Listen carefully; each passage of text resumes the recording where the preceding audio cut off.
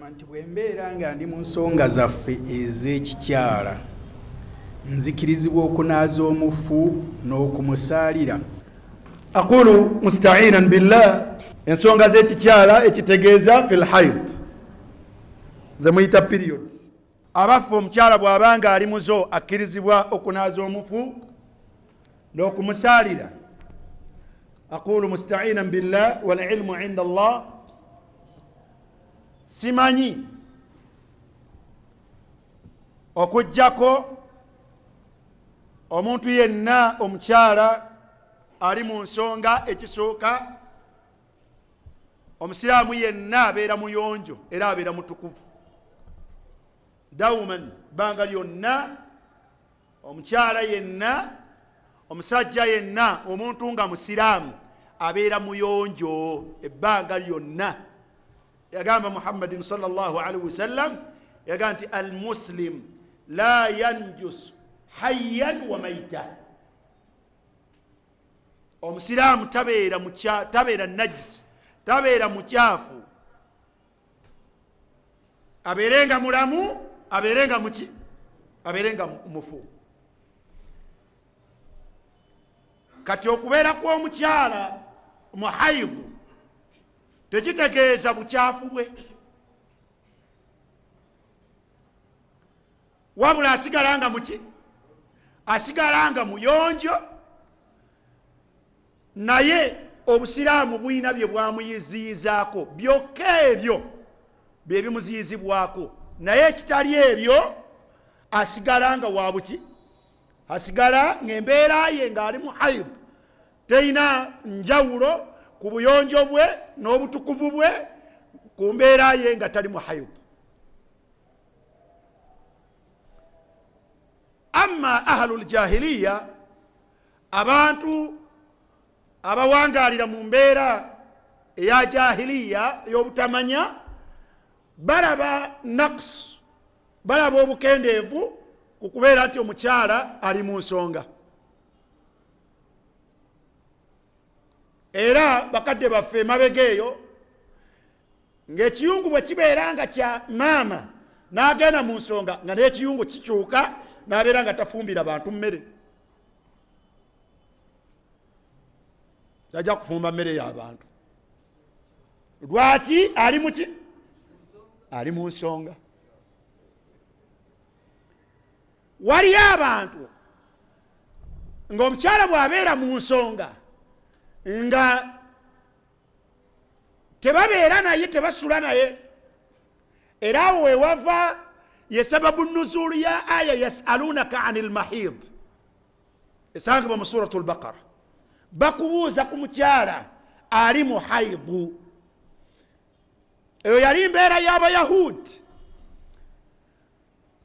Abantu bano abava e Makka bwe bajja e Madiina ye wali Abayahudi, basanga Abayahudi ng'omukyala idha hadat bw'agenda mu nsonga lam yuakiluha, nga tebalya naye, walam yudaji'uha, nga n'okusula naye tebakola batya, tebasula naye. Ebyo e Makka babadde tebabimanyi, babisanze e Madiina nga waliyo embeera efaanagana bwetyo mu Bayahudi. Bwe batyo balowooza nti omukyala ono aba alina ebikyuse ku ye. Kati kyebava obuga ti katukole tutya, kati mwe mubeera n'abakazi nga bali mu nsonga. Kwe kujja eri omubaka sallallahu alaihi wasallam ne bamubuuza nti omubaka wa Allah, abakyala bano nga bagenze mu nsonga biba bitya? Allah subhanahu wa ta'ala kyava assa aya eyo n'atuleetera answer nga ati qul huwa adha fa'tazilu nisaa fil mahid. Bw'ovuunula aya mu nzivuunula eri direct ega nti qul huwa adha, bagambe nti anti babuuza ku mukyala ali mu haid, bw'agamba nti baanukula bagambe nti huwa adha, osobola okugamba nti kyenyinyalwa, naye kyenyinyalwa kikyayogeddeko mukyala yennyini oba waliwo ekyenyinyalwa ekirala? Huwa adha. Kyabbeeyo okwetegerezaawo. mahid agenze mu nsonga mukyala asabwezze egambye huwa ennyukuta eya huwa tekozesebwa ku mukazi fil arabiya ennyukuta eya huwa tekozesebwa ku mukyala ono agambye okujjako nga mumbejja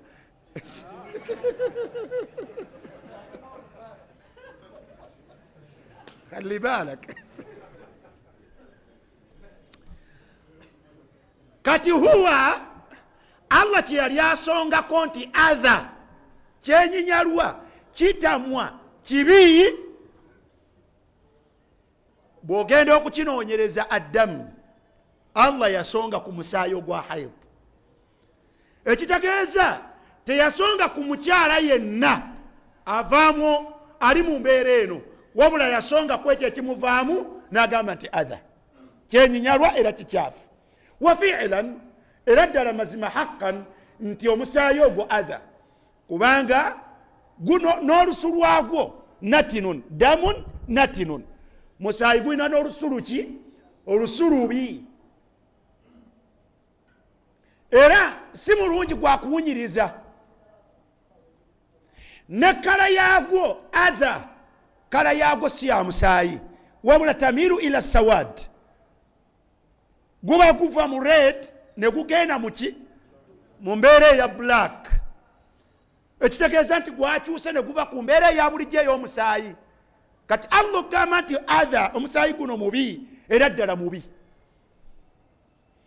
bwogenda mu maaso naga nti fa'tazilu nisaa mwesamba abakyala fil mahid mu kiseera nga bavaamu omusaayi ogwo omubi bwe kibeera bwe kityo senga aya eyo yasigala eyo nga tefunye interpretation ya mubaka yandibadde enywezaawo ekyabayahudi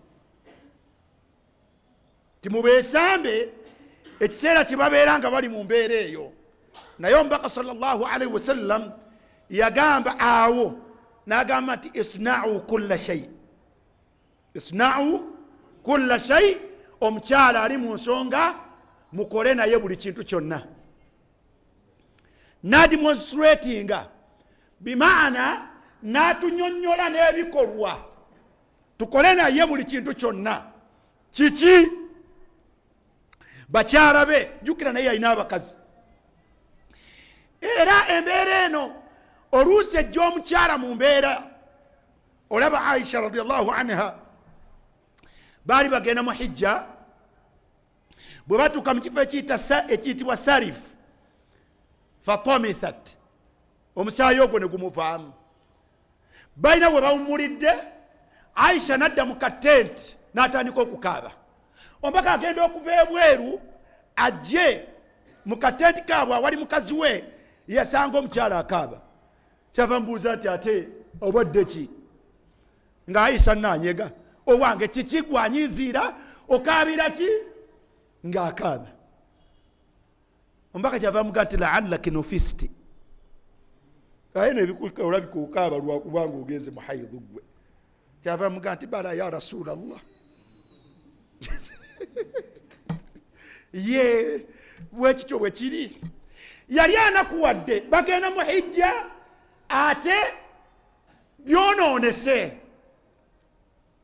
kyava muga nti naye hatha shay'un ekyo kintu katabahu llahu ala banati adam eyo mbeera Allah yagiteeka ku baana baani ba adamu kati ekaabizaaki mbeera eri nnomo yabuki ya bulijjo namuga nti aa bw'oba badde otidde isna'i kulla shay kola buli kyonna kola buli kyonna ekitegeeza nti omukyala embeera eno naye bakaluubirira nga bwola bwe yakaluubira paka omubaka sallallahu alaihi wasallam bwe yalaga nti embeera eno yabuki ya bulijjo n'amuzza mukyala we fahimtum kati omubaka mu kudemonstratinga okunyonyola n'ebikolwa Aisha agamba nti omukyala muffe ab'omubaka sallallahu alaihi wasallam kanat ihdana yali ng'omukuffe idha hadat nga bwagenda mu nsonga omubaka sallallahu alaihi wasallam yamulagiranga antatazira yamulagiranga yambale akaketeke obugoye obukete akakete mukamanyi akakete mukamanyi oyogedde si bulungi apetayiza waaki wamma obugoye obwangungu obwambalibwa omukyala awali ki awali omwami we kaali nogwe nno bwotabitwala mangu otyo omubaka sallallahu alaihi wasallam ne Aisha babeeranga waka waabwe nga baliwo only the two of them bokka babeka babiri bwotagenda mukyala wombwa yambala obukete nga mulina abaana obukete bwamwe bwomba bwambala nga waliwo abaana abwambalira eri ayambalira eri mu kisenge mukuume ensaza abaana bamu jagerekesa bulungi amma omukyala okwambala mu ngeri eyo awali bbaawe tekina nsonga kati omubaka yamuga ti yayambalanga omukyala bwayambala awali bbaawe mu bakaage gonna era sallallahu alaihi wasallam fayudajiuha ng'asula wakola atya nasigala ng'asula webali ninako abaddu bemmanyi ng'omukyala bwagenda mu mbeera eyo gati eyo sijja kudda mpaka bwolitereera khata era wamukubira segati owange nno ekisanja kibadde kyeru naye embeera yatabuse kale nja kuddeeyo lwonoovaamu ya akhi lkarim la omubaka sallallahu alaihi wasallam yasigala asula ne bakyala be nga bali mu mbeera eyo ate nga bambadde mu mbeera yaabwe gye bateekeddwa okwambala awali bbaawe Aisha radiyallahu anha araga omubaka alaga obuyonjo bw'omukyala ali mu haidu. Aisha agamba nti omubaka yanzijangako egiraasi ey'amazzi oba ey'obutunda oba kwanywera fayadau faahu n'ateeka omumwa gwe ku kifo wenyweredde wa ana haid ng'ate ndi mu nsonga ekiraga nti akamwa k'omukyala ali mu haid kasigala tekalina mutawaana omubiri gwo gwonna omubaka asuze naye fahimtum omubaka sallallahu alaihi wasallam aba mu muzikiti n'aba n'obwetaavu n'agamba omukyala Aisha gati kuba amaka gaabwe bwewabuukanga omwango bw'otunodde eri ng'oli mu maka ga mubaka bwewabuukanga bw'otunodde eno ng'oli mu muzikiti kati omubaka agamba Aisha ti nawilni alkhumra owange mpa bambakiyita kitambaala bakuyita mukeeka twala tugende olw'endowooza eno etali ntuufu.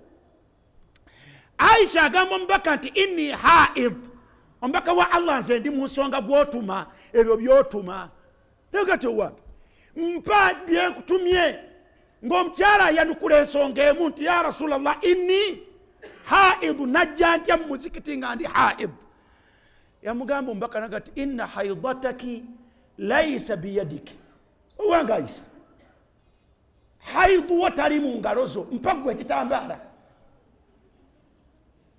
haidu w'omukazi taba mu ngalo mpa gwe ekiki ekitegeeza nti engalo z'omukyala zisigala ziri ki tezirina nsonga akamule butunda twenywere fumba mmere tulye engalo tezirina ki tezirina mutawaana omukyala ali mu haid asigala nga muyonjo talina nsonga allahumma okujjako ensonga nnya nkiddamu ensonga nnya zokka ze ziriko obukakafu ezikyukamu Allah ze yajja ku mukyala ali mu haid ebisigadde si bituufu.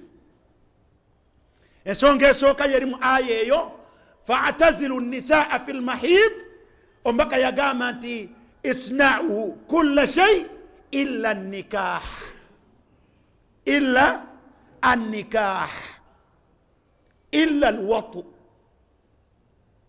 beera ne mukyalawo mu mbeera yonna oba osuze naye oba omunywegedde oba okoze otya. Era hadithi eri egamba nti kanat ihdana omufu bwe yabeeranga mu nsonga ng'omubaka amulagira neyesiba n'ayambala ennyambala eyo efaanagana bwetyo omwakyala gyayambala wali bbaawe. Riwaaya ziri bbiri emu egamba nti fayudajiuha omubaka n'asula naye. Riwaaya endala egamba nti fayubashiruha fayubashiruha nabeera naye mu mbeera ey'okuzanyazanya. Omusajja zazanyazanya nayo ne mukyala we nga naye ali mu haid. Ekitegeeza nti ebikulembera sexual intercourse, embeera y'okwegatta, byo bisigala byonna bikkirizibwa ku muki? Ku musajja eri mukyala we ali mu nsonga, okujjako illa nikah, okujjako okwegatta kwennyini. Kyekyokka Allah subhanahu wa ta'ala kyeyakola atya? Kyeyajjamu.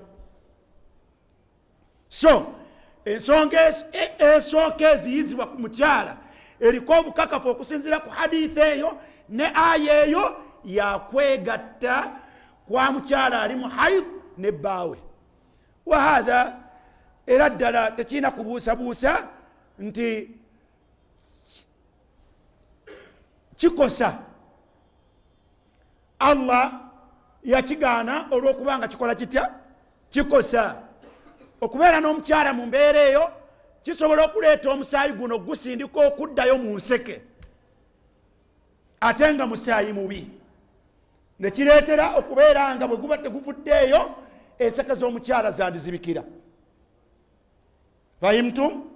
Thaniyan, omusaayi ogwo gusobola okugenda mu musajja era ne gukomekkereza nga kyegwakoze ku mukyala nga kyegukoze ku mwami okubeera nga akosebwa. Fahimtum?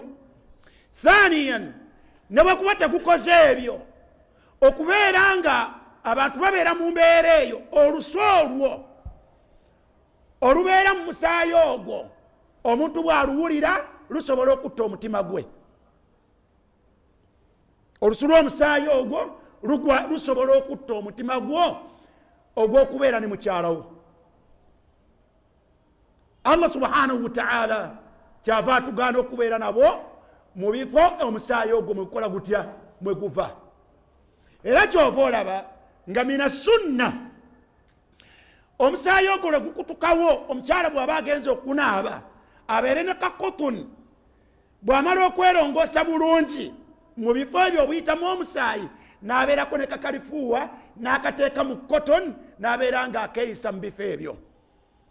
Litaghyiri raiha, olw'okukyusa olusu luno n'okulugobawo olubadde lukola lutya? Olubadde luva mu ekyo ekibadde kiyitawo. Osanga omuntu omwononefu nga yayagala kubeera na mukyala we mu mbeera ezo. Hatha khata'u ya akhi al-karim, era kyabulabe gy'oli. Allah subhanahu wa ta'ala yakitugaana. Fahimtum? Hatha amr. Al-amru ath-thani, Omubaka sallallahu alayhi wa sallam yayita ku bakyala n'abagamba nti ma ra'aytu min naqisati aqlin wa din,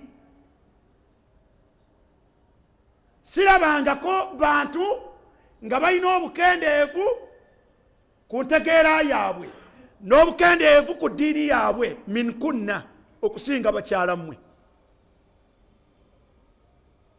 Kyabayisa bubi abakyala, era buli lwe bakiwulira baagala kuyomba naye temuyomba.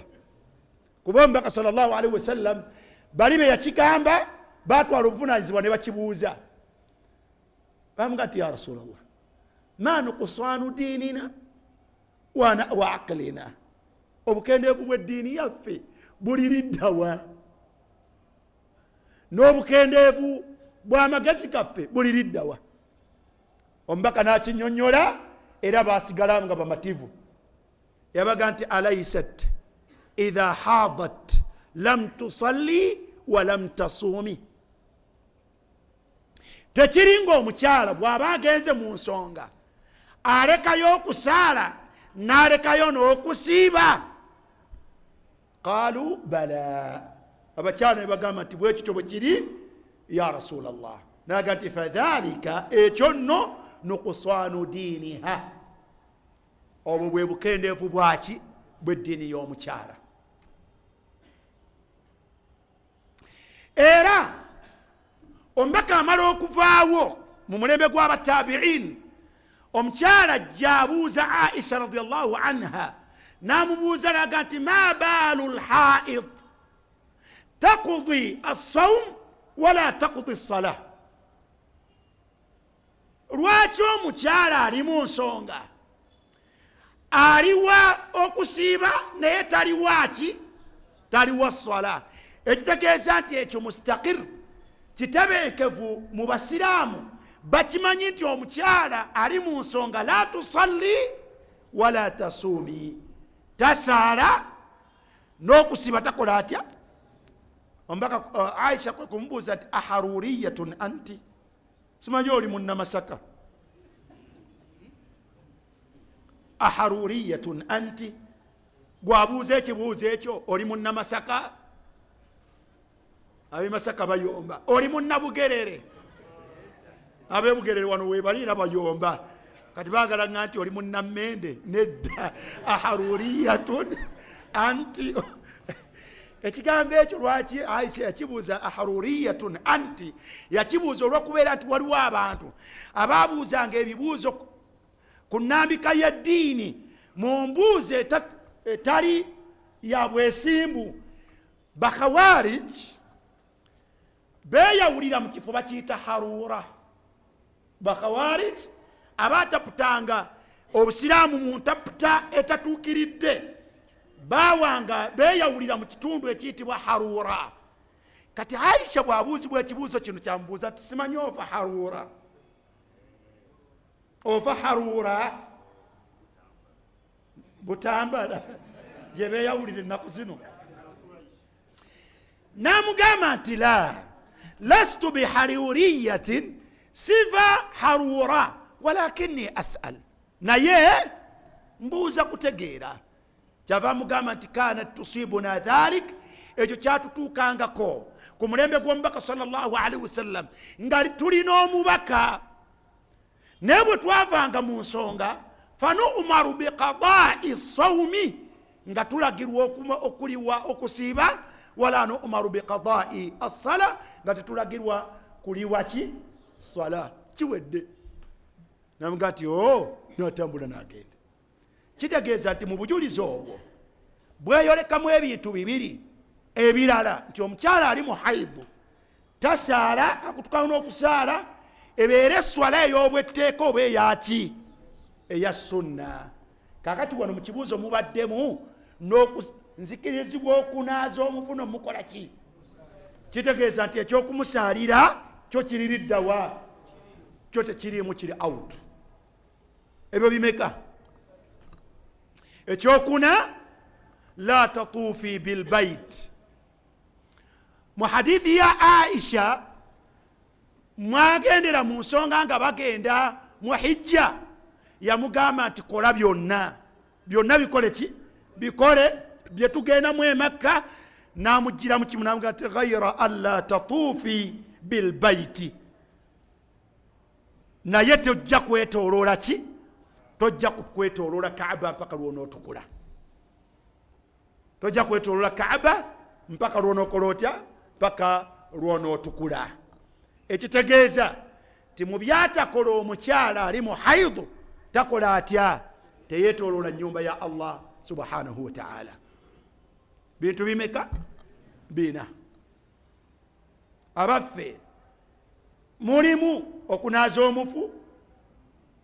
omufu anaazibwa naki nangalo so omubaka yatugambye nti haidu w'omukyala taba muki taba mu ngalo naaza ggwa abafu ng'omukyala Aisha omubaka byagati nawil nigwe alkhumra mpe ekitambala kyange haidu wo tali muki tali mu ngalo zo kale okunaaza omufu banamunaaza nangalo naaza omufu tekirina mutawaana era Allah ajja kuwa empeera zonna tegerekese bulungi haidu tabeera muki tabeera mu ngalo za mukyala ekisembayo abaffe omukyala ono yo Qur'ani agikwatako yo Qur'ani agisoma yo Qur'ani akola atya tugambye nti haidu taba muki bw'aba akwata Qur'ani agikole ki agikwate tewaliwo buzibu y'okugisoma haidu w'omukyala taba mukamwa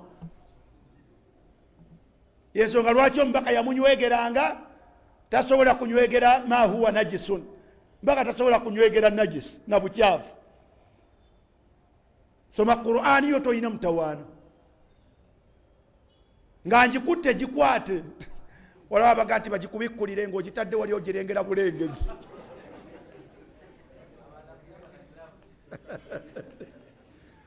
Abalala ayambala giraavuzi. Qawlun li ahli al-ilm, aga tusoma giwakwata mu mutwe. Ebyo byonna bigambo birina abawalimu ababyogera naye si bituufu. Waliwo abawalimu ababyogera naye si biki, si bituufu. Lwaki? Obujulizi obwesembesebwa ku byo imma butuufu nga tebulaga ekyo, nga aya y'omu suratu Al-Waqi'a, innahu la Qur'anun karimun fi kitabin maknun la yamassuhu illa al-mutahharun. Aya yontuufu kubanga Qur'an yonna ntuufu, wa bilhaqqi anzalnahu wa bilhaqqi nazal. Qur'an yo yonna ki? Qur'an yo yonna ntuufu. Amma obufu bubeera mu ngeri gy'ogyesembesezza.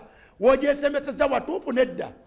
Eno aya yesembesebwa watali waki? Watuufu fi mawdi'ain, mu bifo bibiri. Ekisooka ekitabo ekyogerwako si Qur'an. Ekitabo ekyogerwako lawhu mahfuz. Innahu la Qur'anun karim.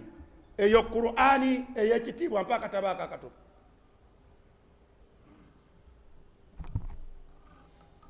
Eyo Qur'ani si eno tugambe nti eyo Qur'ani. Qur'ani yenyini ino jina. Eyo Qur'ani eyekiki? Eyekitiibwa. Fi erimu kitabin, awaliwo ebitabo bibiri. Qur'anun karim, ekyo kitabo kimu. Fi enyukuta eya fi kitegeeza munda. Mu lulimi Oluwarabu eraga nti ekintu kiri munda.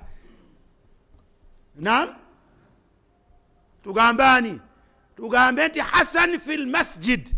Hasan ali mu muzikiti. Kati Allah yaga nti fi Qur'ani eno kitabo kisooka, fi kitabin eri mu kitabo ekirala maknun ekikuumibwa obutiribiri. Simanyi olaba nti bino bitabo bibiri. Naam, bw'amazina agamba nti la yamassuhu, ebitabo biri bibiri. Kati kitabo ki ekitakwatibwako? Wani?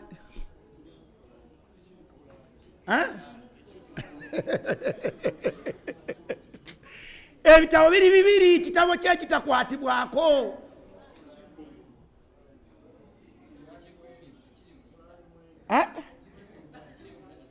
Ate kino kyekirimu kyo kitaddewa?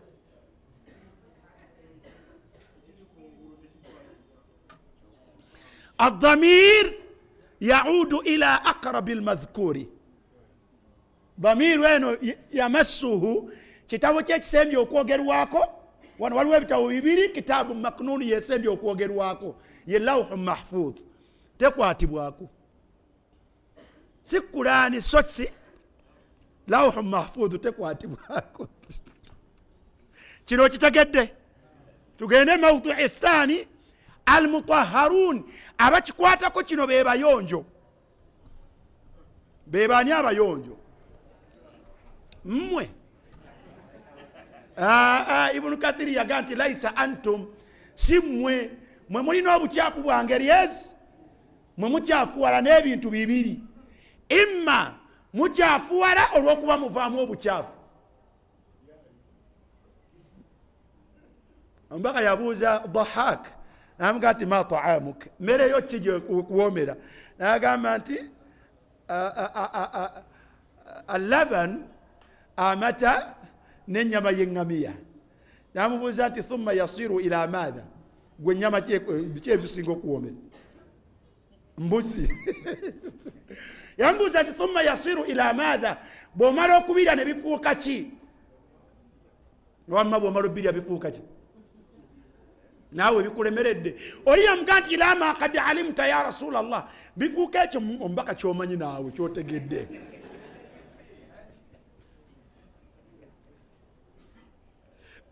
kitegeeza nti mwe muvaamu obuki mwe muvaamu obukyafu kakati si mwe bamutahharun mwe muvaamu obukyafu temuli bamutahharun abali pure you are not pure tegerekesa bulungi ekyo kimu ekyokubiri mwe mulina obukyafu obwa dhunubu obw'ebyonoono mulina obukyafu obwaki ibn Mas'ud ibn Kathir kyava agamba mu tafsiri ku aya eyo naga nti laisa antum ahla dhunubi wal maasi sibe bammwe bamutahharun bannanyini byonoono n'obujeemu nagamba nti humul malaika almutahharun humu bamutahharuna bimalaika era be batuuka nekwata ku lawhu mahfudh aya eyo n'obutuufu bwayo teraga Kurani aya eyo n'obutuufu bwayo teraga ki amma hadithi zonna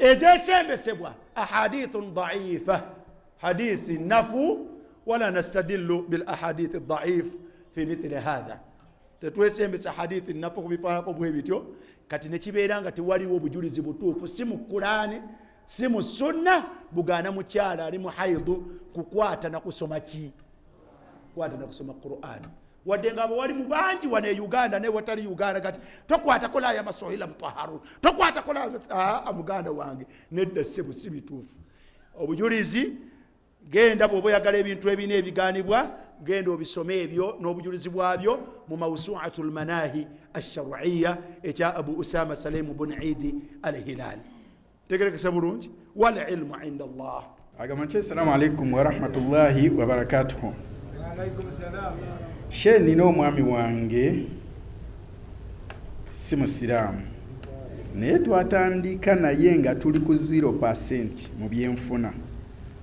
kati mbutuufu tulabika tutuuse ku 50%. Taata wange yafa anzaalukuse lwa musajja oyo. Omusajja yagaana okusiramuka aŋŋamba nti nno tumuweemu obudde shehe nkole ntya. Kati waliwo kino ekyefaananyiza nakyo agamba nti shehe salaamu alaikum wa rahmatullah. Seeke nina omusajja si musiraamu naye agamba nti abaana abawala bange nze abaana abalenzi babiyye nti amakulu basome eddiini yaabwe ey'obukafu basome eddiini ya taata waabwe ey'obukafiiri abawala be bababeera abange basome ey'obusiraamu. Shehe nkole ntya? aqulu wal ilmu inda Allah nasalu Allah an yahdiyana lil iman الدعاء إقامة اللهم اهدنا ويسر الهدى لنا مجيك واتكونيو اللهم اهدنا ويسر الهدى لنا قامبانغا مصولازو قامبانغا سبا الله انت اللهم اهدني أي الله ننغميا بوبرنغم ويسر الهدى لي نوبرنغم وبنغوندزي بقال بان آمن الرسول بما أنزل إليه من ربه والمؤمنون كل آمن بالله وملائكته وكتبه. ومنتو ينوم السلام أتيك الدوء كبيرانغا كريزا الله أتينغا كريزا mu bitabo bye ate mu ngeri ey'enjawulo nga kkiririza mu Qur'an. Banyinaze alif lam mim dhalika alkitab la rayba fihi hudan lilmuttaqin. Banyinaze Qur'an yeyo terimu kubuusabuusa. Ekisooka nti ddala eva wa Allah, ekyokubiri n'ebirimu mazima era it is a guidance kwe kulungamya kw'omuntu yenna alimu akati Allah subhanahu wa ta'ala. Banyinaze, inna hadha alquran, mazima Qur'an yeyo yahdi erungamya lillati hiya aqwam. Inna hadha alquran, Qur'an yeyo jemulaba yahdi ebayamba okubalungamya lillati hiya aqwam, eri ekisinga okubanga kyekituukiridde. Yaqulu lakunna, Allah subhanahu wa ta'ala abagamba abakyala mmwe abasiraamu babeere bano ababuuziza ekibuuzo kino, oba abo abali eyo abawumpuguma mu basajja abo. Allah abagamba, sinze mbagamba. Mu suratu al-Mumtahina aya ya 10, aya ya 10, wakati waayo Allah subhanahu wa ta'ala yagamba ti Allahu a'lamu bi imanihinna, Allahu a'lam bi imanihinna. Aya eno ngera gisoma nga ngisoma direct kumwe ab'omulembe guno. Tetwetaaga ffe abantu okumanya muli basiraamu ddala oba temuli basiraamu, tetwetaaga kumanya. Naye Allahu a'lam bi imanikunna, babeere bano ababiri ababuuza ekibuuzo kino oba abali eyo enamba mpitirivu eri mu basajja abo abatali basiraamu, naye Allah yamanyi oba ddala muli basiraamu. Allah yamanyi obusiraamu bwammwe, Allah yamanyi obusiraamu bwammwe. Ekyo mukitegedde? Amanyi obusiraamu bwammwe si mulala Allah, kubanga yamanyi ekiri mu mitima gyammwe. Tonyonjola, tofaayo, tewaliwo bwetaavu bwa kunnyonnyola. Wadde ndi wappita eno naye nze kwalaba ndi musiraamu, wadde ndi wappita eno nze ndi musiraamu. Omusajja yampa n'abaana abamu, bano abawala bo yaŋŋamba mbatwale, bali twabagabana. Tonyonnyola, there is no need. Ffe beweewunyonnyolera tetwagala kumanya.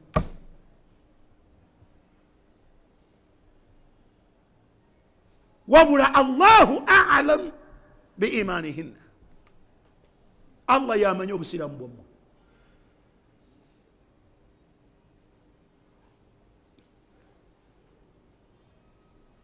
Ekyo mukitegedde? Ekyokubiri yagamba nti fa in alimtumuhunna mu'minat,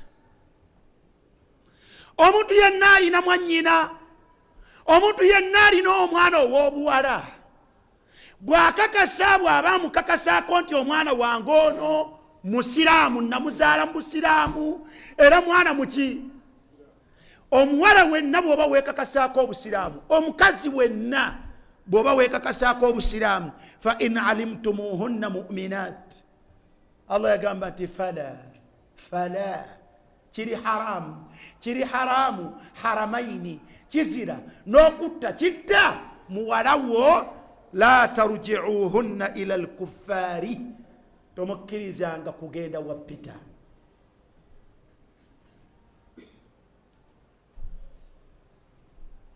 Kitaawo gwe gwe yazaalukuka yakuzaalukuka lwakino.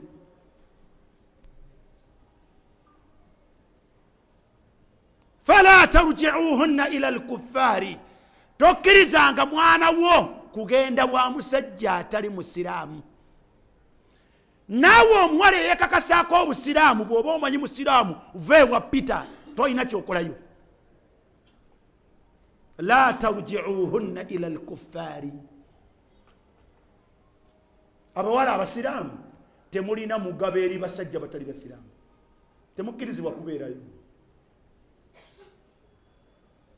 Lwaki Allah la hunna hillun lahum, yatandikira kumwe la hunna, tobanga Kaisa, tobangako Safiya, Zaina, tobangako la hunna, tobangako omuwala wenna omusiraamu, hillun, tobangako halali. lahum kuba Peter naba Joseph tobanga ko halali gye bali.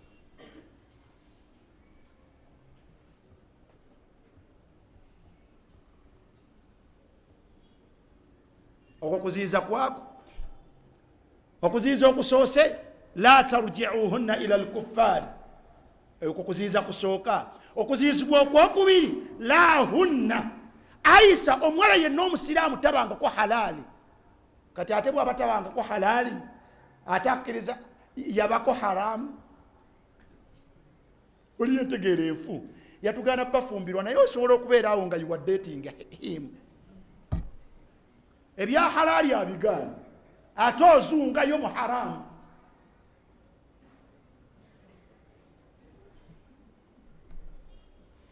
La hunna hillun lahum okubeera naawe mu ngeri eya halali ng'akuwasizza mu bakadde bo maaso ga Allah kiba kifu. Omuwala yenna omusiraamu omukazi yenna omusiraamu nga Peter we atali musiraamu we yagenda mu bazadde be abazadde ne bamugamba nti wamma tekira buzibu n'ebintu katubirye ne balya akakase nti byalimu ali mu haramu. Kuziiza kwa kumeka naleeta okwokusatu nga tannava nawo naga nti wala hum nafubutuka eno mu bapita luli afubutuse mu Aisha naga nti mwe Aisha mukimanye temubangako halali eri bapita. Bwe yamala naleeta nagamba nti wala hum ne bapita abo ba Joseph abo wala hum yahilluna lahunna tebabangako halali eri Aisha. Kuziiza kwa kumeka asiba biki bino asiba abo kubanga ba mitima mitono nnyo anjagala ati bamulimbye laavu anjagala yasuubiza ati tugende tumuwa obudde.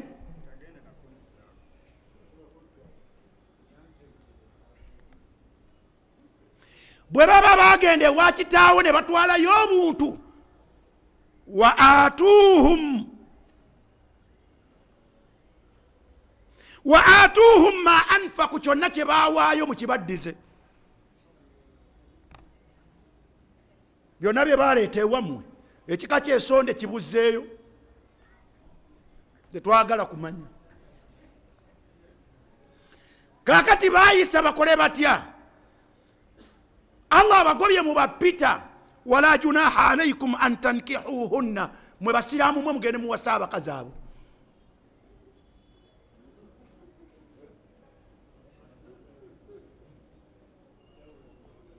Wala junaha alaykum temwina musango kuwasa muwala avudde wa Petero namugati mukulu wadde Allah ero yangobayo abasiraamu buwasa abakazi abo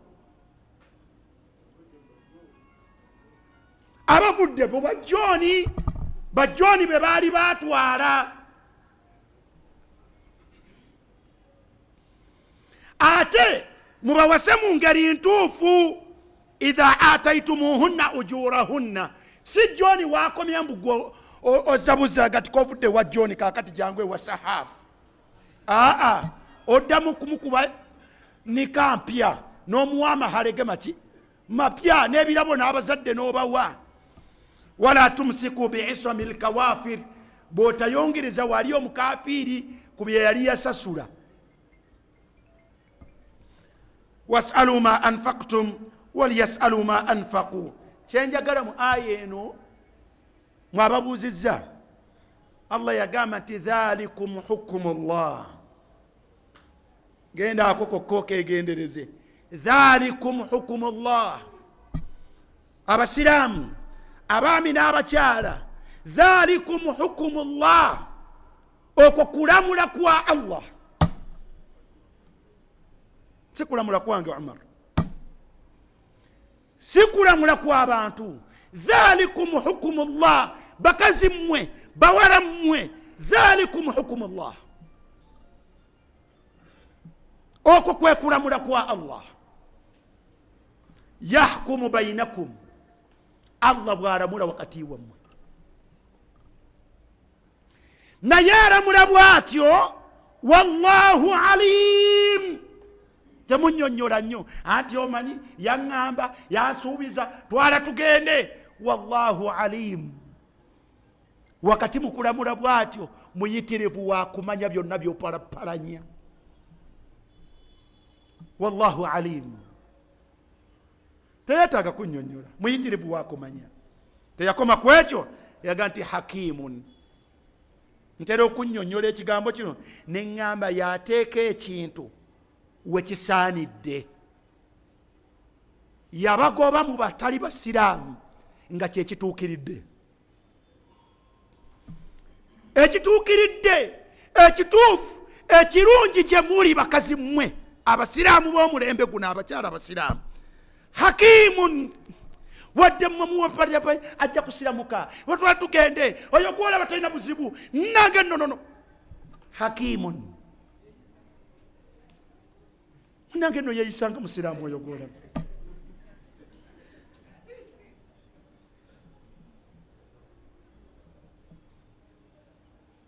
Muve mu basajja abatali basiraamu.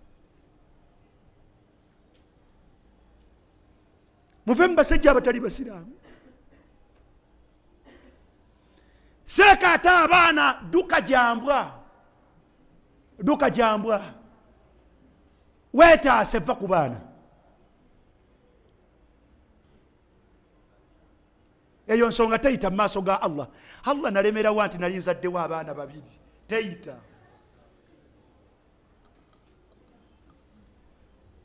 Va mu nsonga ekutuusa mu maaso ga Allah. Yawma la yanfa'u maalun wala banuun. Waliyo olunaku lw'oyolekedde Kadija, waliyo olunaku lw'oyolekedde nga togenda gasibwa na maali wadde ezzadde. Allah bw'anaaba akuvunaana okubeeraawo tagenda kutunulirayo ku by'abaana. Bwe balibeera bakubeera ku buluŋŋamu bw'oliko bali kugoberera. Weetaase, va mu kibambulira. Muve mu maka g'abatali basiraamu, muveeyo si wammwe. Seeka abasajja abasiraamu tebalabika, sigala ng'oli muwulu. Omuteekawo obukwakulizo kati bwe tuveeyo tulagewa mbw'oyagala olufa eno mbw'oyahaya akuwoowe. Bw'aliwo omufunyi akaya n'akuwoowa alikuwoowa. Bw'ali batakuwooye beerawo mpaka lw'olifa.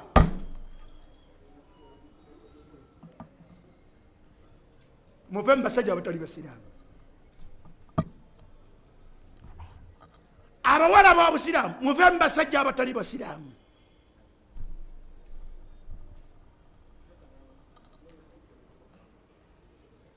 Ate ekibuuzo kyabadde ky'abasajja. Nammwe abasajja bwe munaabuuza nga nammwe mbaanukula. Ntegerekese bulungi. Muve mu basajja abatali basiraamu. Mu halaali Allah yabagaana. Kati ate abaliyo fil haramu oba mmwe tubogereko abagambe tutya. Alina Peter we yamwendako. Songa ne bwaba oyende bwaka Abubakar era nakyo kisigala kiki. Nayo kisigala kifu. Naye mupe mu basajja abali haramu. Kitaawe yafa ng'akukolimiridde era osuubira kufuna mirembe era n'osigalayo. Taata oba anyiigaanyiige nze ndi mulaavu. Afe bibye. Ne kitaawo bwe yafa wasigala teweebuuliridde na kufa kwa kitaawo. Nga Allah yatta taatawo liyabuluwaki akugezesa onoolongosa emirimu gyo. Naye paka n'olwaleero okyewe ne taata yafa nkolimidde anzaalukuse naye nkyabikka Peetero. Bikka. Inna alladhina tatawaffahum almalaika zalimi anfusihim qalu fima kuntum. Linda bamalayika lwe balijja okunona omwoyo gwo ne bakusanga ewa Peter. Bakubuuze nti lwaki okufa kukusanze wano.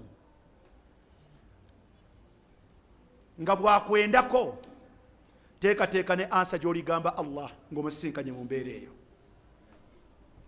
Obungi bw'ebibuuzo si y'ensonga gye ndi. wabula ekibuuzo ekimu ebibiri ebisatu ebitaano bwe kiba kitegerekese n'okifunamu ekyokuyiga kyekisinga okubeera ekirungi. Temuwandiika birala katusigira tufaafaagana na bino ebiriwo. Allah bw'anaaba atuwadde obulamu insha Allah. Wa sallallahu ala sayidina Muhammad wa alihi wa sahbihi wa sallim. Subhanaka Allahumma bihamdik ashhadu an la ilaha illa anta astaghfiruka wa atubu ilaika. Wassalamu alaykum wa rahmatullahi wa barakatuh.